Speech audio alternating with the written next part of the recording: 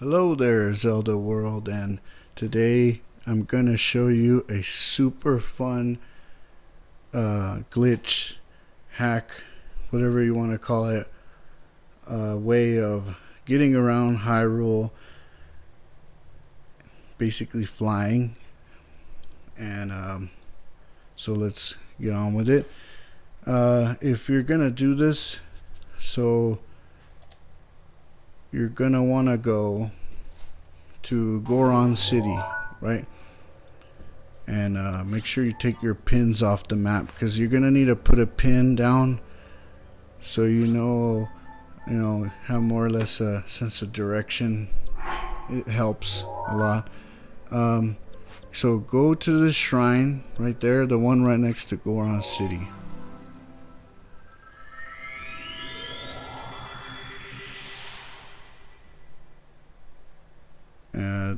We need to go to Goron City because that's where the carts are.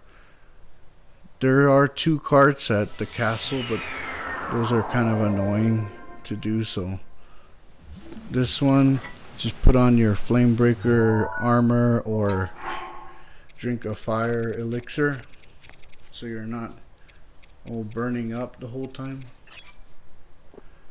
And then you're gonna make your way over to where the statues are, the Goron statues. There's a cart there, and this is if you have Rivali's Gale, it's easier. But if you don't, just come over here and get this cart and put it on the rails like so.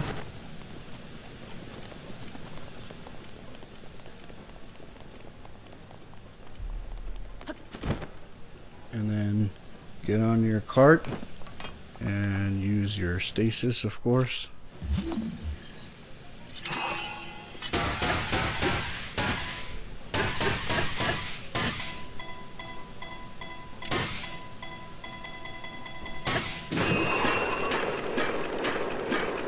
Okay.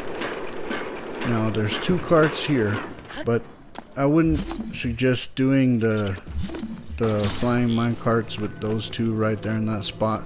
I like to take a cart and go over here across the bridge to this other cart on the other side. It's a lot easier to do it where I'm taking the cart. You'll see. There's just a nice little level and even spot where you can put the cart. That's the other advice I was going to give you if you're going to do this. You got to try to make sure you're on a level surface. Otherwise the carts can move and fall over and it just won't work. So there's a nice little sweet spot right here. You put it right there, kind of facing towards the castle. Get the other cart. You know what, let me get my master sword. I don't like this trident. Okay, get your cart like from the side like that, and then put it on the back end of the other one, and then get right in the middle of the cart and use magnesis and really carefully start going up and then forward with the D-pad. And then you see how I moved Link.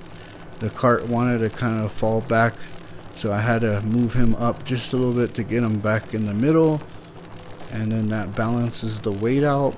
And of course, if you press up with the D-pad, you're going to be going forward, right? And then with the right control stick, you're going to be steering this thing. But when I say steer, I mean like you're barely nudging the control stick, kind of like the motion you use when you're sneaking up on a horse. You know how you're moving that left stick real slow when you're trying to sneak up on a horse. Well, that's the same motion you're going to use to turn this vehicle with the right control stick. You're just barely going to nudge it whenever you need a turn. Do not go left, right, move it around, too fast, because it'll just throw the cart and you'll fall off.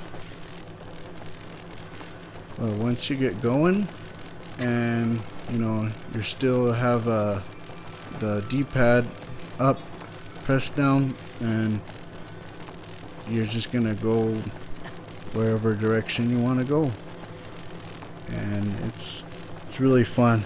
As you can see, all of Hyrule, right? So if you're gonna do this, if you're doing it on the Switch or the Wii U, and you don't have infinite hearts like I do, because I'm playing on the emulator, on the CMU emulator, so I got infinite hearts, so I don't gotta worry about Link, you know, dying because of how cold it is. So you're definitely gonna have to wear some warm clothes.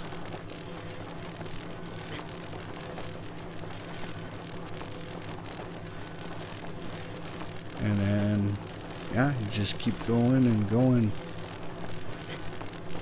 It is really beautiful, isn't it? Be way up there flying around. You know, I think they're gonna incorporate, I mean, I think they considered how people made flying machines and all these hacks to get around Hyrule. I think they considered all that for the next game. So I'm sure we're gonna be able to fly around Hyrule without having to do these kind of glitch hacks. You know, I think we're gonna be given some kind of flying machine in Tears of the Kingdom, so that's gonna be nice.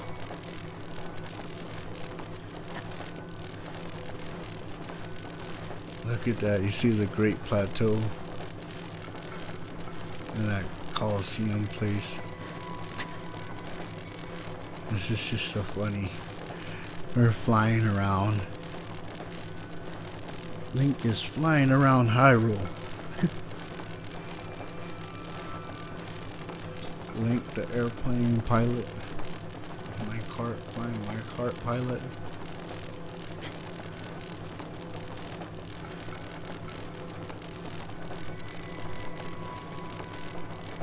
So yeah, I'm just making my way to my red pin that I set, and just taking it steady.